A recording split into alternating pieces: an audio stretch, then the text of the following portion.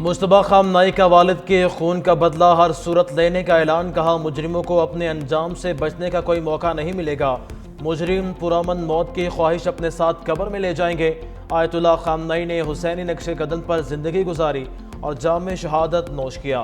ناحق بہایا گیا خون ایرانی قوم کو نئی زندگی دے گا، سپریم لیڈر کے مشن کو آگے بڑھائیں گے اور ان کے نظریات کی ہر قیمت پر حفاظت کریں گے۔ رہبر اعلیٰ نے تعزیتی تقریبات میں شرکت پر عوام کا شکریہ ادا کیا۔ اگر ایران نے میرے قتل کی کوشش کی تو ہزاروں میزائل داغے گئے، 1000 میزائل ایران کی جانب نشانہ باندھے تیار ہیں۔ امریکی صدر ڈونلڈ ٹرمپ کا ایران کو دھمکیوں کا سلسلہ جاری، ٹروتھ سوشل پر لکھا، ایران کے خلاف فوجی احکامات پہلے ہی جاری کیے جا چکے، امریکہ ایران کو مکمل طور پر تباہ کرنے کی صلاحیت رکھتا ہے، امریکی فوج 1 سال تک کارروائی کے لیے مکمل تیار ہے، ضرورت پڑی تو ایران کے تمام علاقوں کو تباہ کر دیں گے۔ ابن ہرمز کی بحالی اور امریکہ سے جاری تناؤ، ایرانی وزیر خارجہ عباس عراقچی اعلیٰ سطح وفد کے ہمراہ عمان پہنچ گئے۔ ابن ہرمز سے متعلق مذاکرات میں شرکت، عمانی وزیر خارجہ سے بھی ملاقات، دو طرفہ تعلقات اور خطے کی سیکورٹی صورتحال پر تبادلہ خیال۔ عباس عراقچی نے ایکس بیان میں کہا، ایران نے اب تک تمام وعدوں کی پاسداری کی، امریکہ کو بھی عمل درآمد کرنا ہوگا۔ ترجمان ایرانی وزارت خارجہ کے مطابق عباس عراقچی کا دورہ عمان مشاورتی عمل کا تسلسل ہے، فریقین ابن ہرمز سے جہازوں کی آمد و رفت کے لیے مناسب طریقہ کار پر بات چیت کریں گے۔ وال اسٹریٹ جرنل کے مطابق ٹرمپ انتظامیہ جوہری معاہدے کے امکانات سے متعلق مایوسی کا شکار ہے۔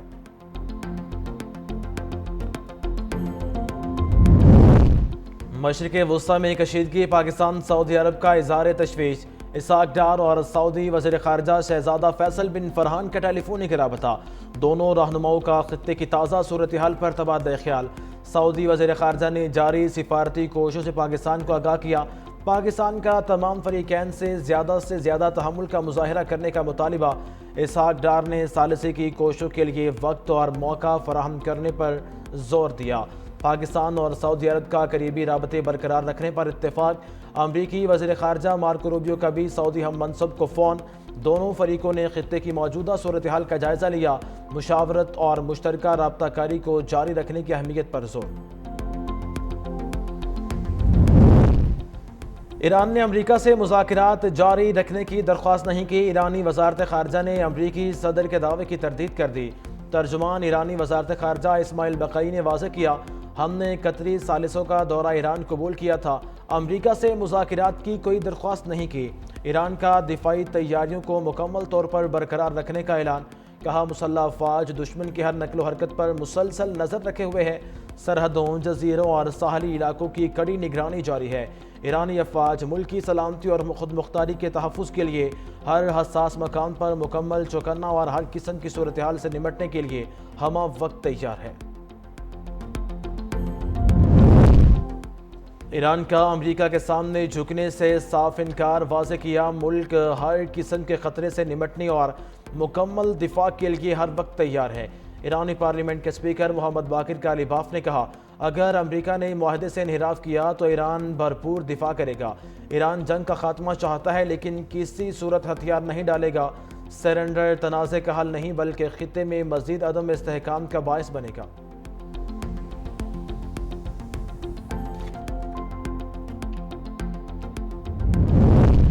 امریکی محکمہ خزانہ نے ایران پر نئی پابندیاں عائد کر دی، امریکہ نے 8 ایرانی افراد اور 6 کمپنیوں کو پابندی کی فہرست میں شامل کر لیا۔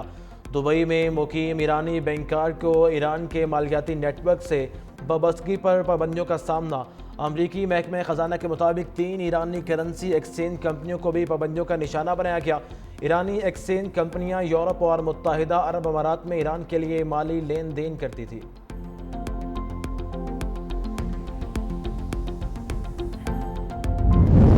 پاک فوج، ایف سی بلوچستان اور پولیس کا آپریشن صابان جاری، 21 خوارج ہلاک۔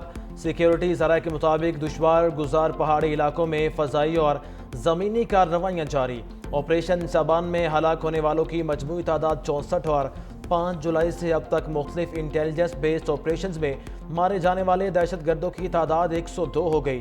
سیکیورٹی ذرائع کے مطابق دہشت گردوں سے اسلحہ، دستی بم، کلعدم، تنظیم کے جھنڈے اور دیگر سامان برآمد۔ بلوچستان میں دہشت گردی کے مکمل خاتمے تک آپریشن شابان بلا تعطل جاری رہے گا۔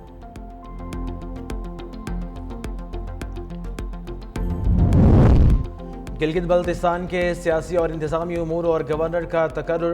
وزیر اعظم شہباز شریف نے 3 رکنی اعلیٰ سطح کی کمیٹی تشکیل دے دی۔ کمیٹی میں نائب وزیر اعظم اسحاق ڈار، امیر مقام رانا ثناء اللہ شامل۔ کمیٹی گلگت بلتستان میں گورنر کے عہدے پر امیدوار فائنل کرے گی۔ مسلم لیگ نون کا جی بی سے ہی گورنر کا امیدوار فائنل کرنے کا عندیہ۔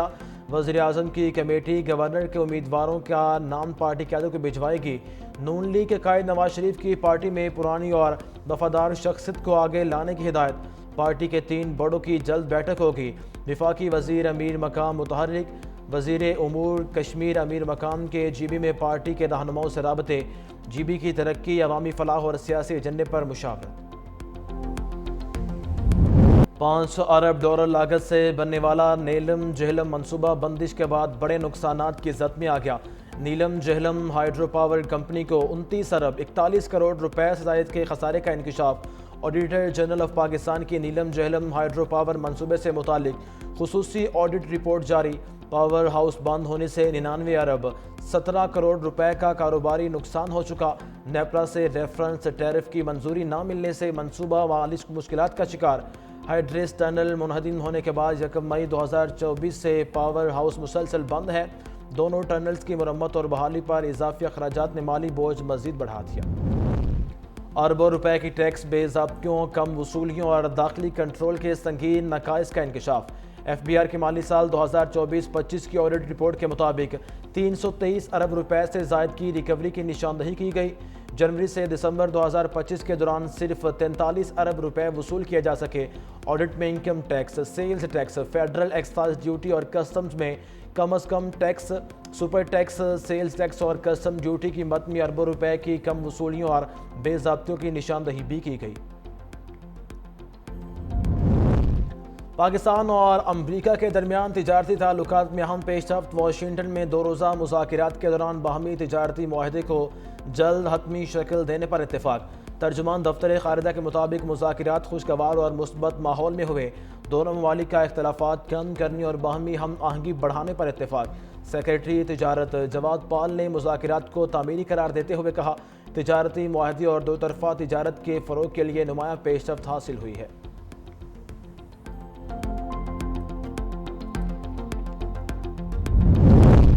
پنجاب جلد صاف ہواؤں اور دریاؤں کا صوبہ کہلائے گا۔ وزیر اعلیٰ پنجاب کا 2025-26 کی شجرکاری مہم پر اظہار تشکر۔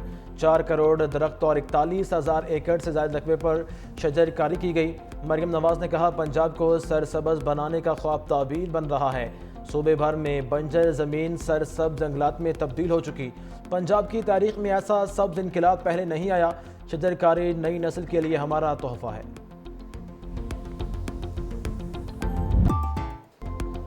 پنجاب میں مونسون کا پہلا سپیل لاہور اور مرید کے سمیت پنجاب کے مختلف اضلاع میں موسلادھار بارش سے جلد تلیگ ہو گیا۔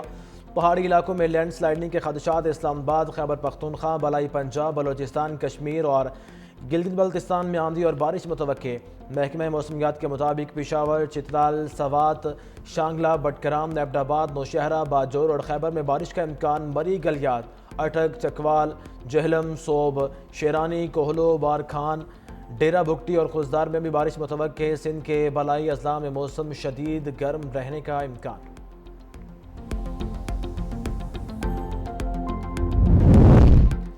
وزیر اعلیٰ سندھ مراد علی شاہ کی زیر صدارت صوبے کی مجموعی سیکیورٹی صورتحال پر اعلیٰ سطح اجلاس۔ کراچی میں امن و امان، تھریٹ میٹرکس سے انٹیلیجنس بیسڈ سیکیورٹی اقدامات اور انسداد دہشت گردی تیاریوں کا تفصیلی جائزہ لیا گیا۔ دہشت گردوں، جرائم پیشہ عناصر اور ان کے سہولت کاروں کے خلاف ٹارگیٹڈ آپریشنز مزید تیز کرنے اور ریاستی ریٹ برقرار رکھنے کا فیصلہ۔ اجلاس میں صوبائی وزیر داخلہ، کور کمانڈر کراچی اور اعلیٰ سول اور عسکری قیادت کی شرکت۔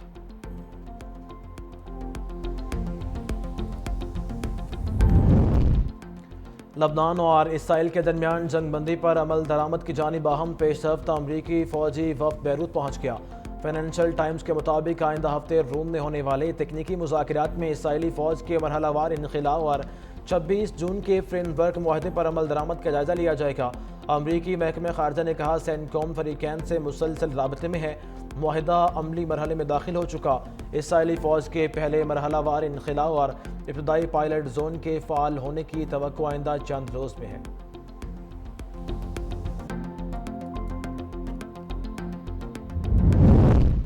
برطانوی وزارت عظمیٰ کے امیدوار اینڈی برنم اسرائیل پر برہم۔ ویڈیو بیان میں اینڈی برنم نے کہا غزہ میں اسرائیلی اقدامات پر لیبر پارٹی کا موقف بہت سخت ہونا چاہیے تھا۔